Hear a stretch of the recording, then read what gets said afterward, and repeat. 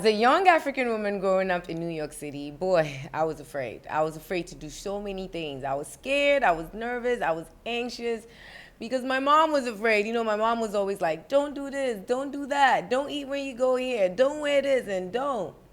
But guess what? I got over it. If you want to know how I got over it and how you can get over it, stay with me.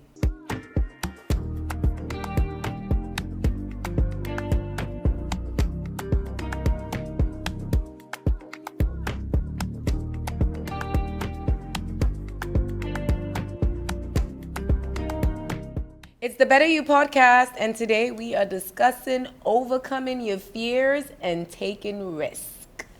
I have with me someone that has been taking a lot of risk. Since I met him, probably for a few years of his life, he's been taking a lot of risk and overcoming a lot of things.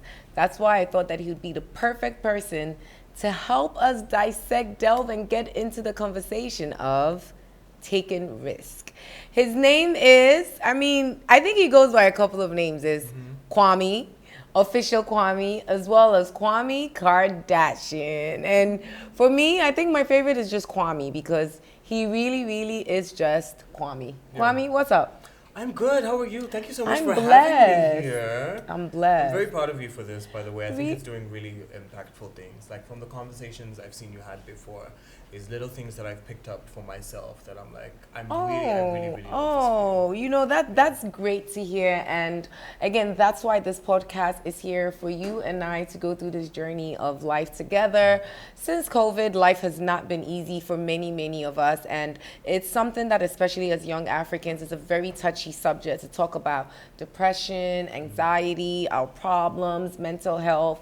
But I'm here, Better You podcast, as well as my amazing friends and all the lovely, intelligent, intellectual, brave, confident people we've had on this podcast are all here to help us get through together. I appreciate that. Yes. You look great. Thank you very much. And you are wearing my favorite color. Thank you. Yeah, blue is one of my favorite colors too. I like sea blue, mint, everything. Same. We're kind of like, we're in the same color family. Mm-hmm. Yeah. Are you a water sign? I'm a Libra. Is that a water? Really? No, it's not. That's an air sign. That's an air sign. I'm Pisces, so that's why I'm always in like. You're a Pisces? Oh, yeah. No wonder we get along. Mm-hmm. Yeah, I dated a Pisces for a very long time, and my mom is also a Pisces. My mom's a Libra. Ah! Okay. We're that's here. That's why, from day one, you and I, we've always connected. Mm-hmm. Now, I'm going to start with, I actually wanted to read what the dictionary definition of fear is. I always like to do this sometimes so that people would the viewers watching would understand a little bit more. It is an unpleasant emotion caused by the threat of danger, pain, or harm. This is, according to the dictionary, the official definition of fear. Other words of fear can be anxiety, distress, dismay, panic, butterflies, mania. There are so many different ways. Another dictionary definition is a feeling of anxiety concerning the outcome of something or the safety of someone. Like you're afraid of the police, you're afraid of your parents catching you. Yeah. These are all definitions of fear. And for me, I think that fear only happens when you think something is wrong. Yes. And when I think it's the fear of the unknown, of what is going to happen when you don't really know until you take the chance. And I've noticed in life, at least personally for me, once you push past the fear and you take the risk, it's actually not as scary. Like the outcome is not as bad as you think it would be. If you think it's this giant monster that's maybe 10 times worse, it's probably just a fraction of that. Like for me, the greatest example of me pushing past that fear and taking a risk was when I moved to Ghana, kind of like you. You know what's funny? That is why I wanted you to discuss this, because I've moved here to Ghana, or I spend a lot of time here, and I know what I've been through. Yeah. So I can only imagine what it's like for you. Yeah. So that's why I thought that this would be a great talk. So I'm glad that you brought that up. Yeah. For me, it was when I used to come to Ghana as a child, but long story short, for people who don't know, my mom is from Ghana, my dad is from Tanzania, but I was born and raised in Botswana. So coming from sort of Southern African kind of living, coming to a West African way of life it was cute when it was on holiday, but I also didn't really go anywhere when I'd be here. I didn't have any friends, I didn't have any family my age. And then when I was 21, I had one friend that took me out once. And I was like, I don't know what it is about this place, but I feel like I just have to be here. I really just want to take the Ghana chance. does that to you. It really does. I tell this to everybody, that be careful when you come here. You're not going to want to leave. And I said, well, what am I going to do? Because at the time I had dropped out of college and I started working for myself, and which I've kind of been doing since. And I was like scouting and hiring out models. I was doing artist management and the like. And I said, okay, first I need to find something to keep me here, to give my family. Mind you, I was 21 at the time. So I need to tell my family, like, okay, so what's going to be the reason that you leave there and you're going to come and stay here, and we're going to leave and we're just going to leave you here and you'll be fine.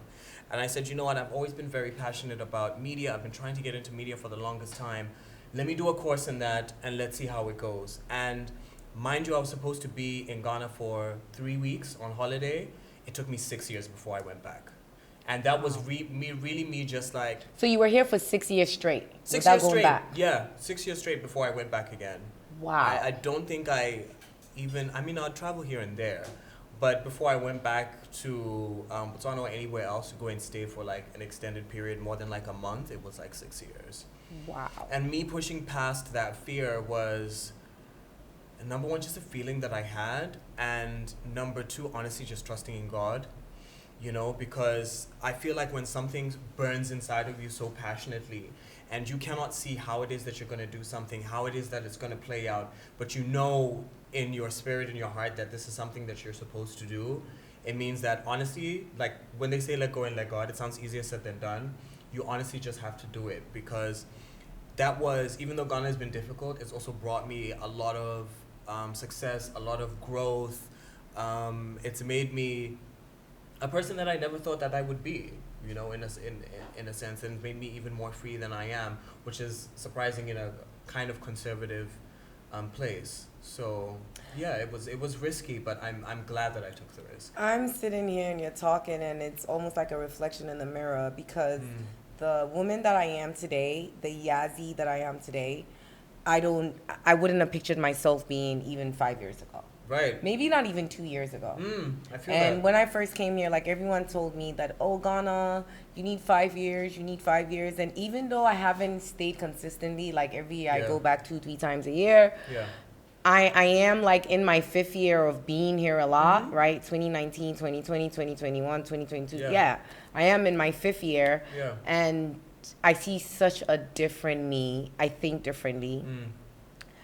I act like everything is different for me. And like you, I have had major, very, very negative experiences. Yeah. And I have people like my family, my very close family and friends, are like, Yazzie, we need you back home. Leave that place. That place is not for you. Blah, blah, blah. And I mean, I don't know what the future holds. I'm not saying that I'm here forever or that I'll never go back home, or back home to my second home.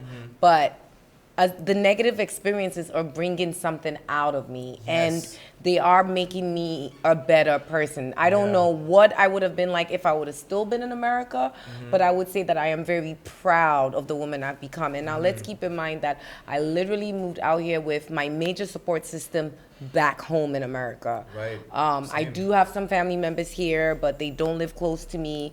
And the major support that I have, like Ann, Gigi, my mom, they're all back home. You know, like my ex-husband, all back home. My closest friends, people like Esther, Hannah, people I've been friends with all my life since like 5th grade. All those people are back home. Yeah. So to be here without them, that was major for me, meaning that I had to build new relationships here, which is very, very hard to do in Ghana because it's a small place and everyone is in their bubble. Like everyone has their little groups, and like you kind of don't fit. Listen. I always talk about this on here that it's been insane. But like I'm saying, though, I am proud of who I've become, the way that I think, my growth level. I've changed in a lot of ways, but I do also believe that the way I've changed is better. Yes. It's better. Because it's something that I think I just saw this on Instagram or something the other day where, you know, they say that, you know, when you're going through trials and tribulations, it's like, when am I finally going to get to the good part? You know, like, I don't know how many more, this is teaching me a lesson, but I think it was in the post that said, what if you shifted like your mentality and told yourself that you literally what you are doing is what you have to do in order to get there. Like this is all a part of it.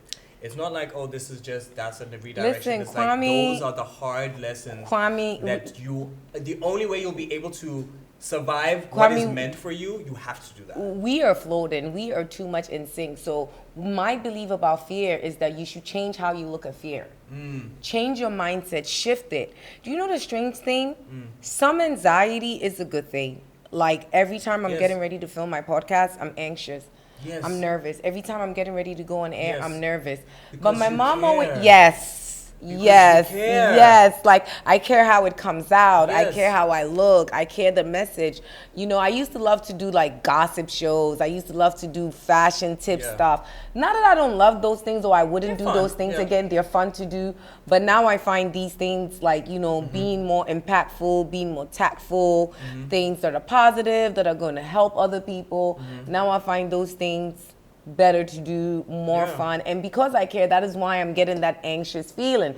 So anxiety is not such a bad thing. No, that's what it, like you said, shift your perspective of it. Thank you for tuning in. I hope you enjoyed part 1.